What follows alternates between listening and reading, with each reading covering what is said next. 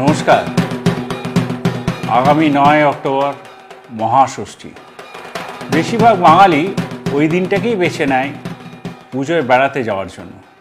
কেউ পুরী যান, কেউ বা কাশ্মীর, কিছু না হলে দার্জিলিং তো জানি। আপনারও ইচ্ছা করছে ফ্যামিলিকে নিয়ে যাওয়ার জন্য, কিন্তু কোথাও টিকিট পাচ্ছে না, কেন অলরেডি টু লেট, অনেক দেরি হয়ে গেছে। সমস্ত ট্রেনেই প্রচুর ওয়েটিং লিস্ট। মুশকিল আসানে এসে গেছে পূর্ব রেলওয়ে আপনাদের জন্য। আমরা পূর্ব রেলের তরফ থেকে স্পেশাল ট্রেন দিচ্ছি শুধুমাত্র এনজেপি যাওয়ার জন্য, আপনাদের কথা ভেবে, যারা ষষ্ঠীর দিন বেড়াতে যেতে যান তাদের জন্য। এই ট্রেনটি হাওড়া থেকে ছাড়বে রাত্রি 11:55 এবং ব্যান্ডেল, নবদ্বীপ ধাম, কাটোয়া, মালদা হয়ে পরের দিন সকাল 10:45 এনজেপি বা নিউ জলপাইগুড়ি পৌঁছবে। এই ট্রেনটিতে আপনার এসি 3 টায়ার আছে, একটা ইকোনমিক ক্লাসও আছে এবং 8টি স্লিপার ক্লাস আছে। আর এসি 2 টায়ারে একটা কম্বাইন্ড কোচ আছে, একটি ফার্স্ট ক্লাস এসিও আছে।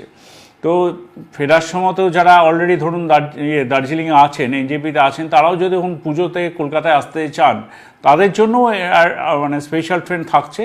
সেটিও ওখান থেকে ছেড়ে আসছে, আপনার এনজেপি থেকে ছাড়বে। সেটি 12:45, দুপুর 12:45 এবং রাত্রি 12:10 এসে হাওড়া স্টেশনে ঢুকবে। এবার আসি কবে কবে এই ট্রেনটি ছাড়বে। যেটা প্রথমেই বলেছি আপনাদের যে মহাষষ্ঠীর দিন এটা ছাড়ছে, অর্থাৎ 9 অক্টোবর। তারপরে এই ট্রেনটি আপনারা পাবেন 16 অক্টোবর এবং দীপাবলির আগের দিন, দীপাবলি কালী পুজোর আগের দিন, অর্থাৎ 30 অক্টোবর। আরেকটি দিন আমরা পাবো, সেটা হলো নভেম্বর মাসের 6 তারিখ।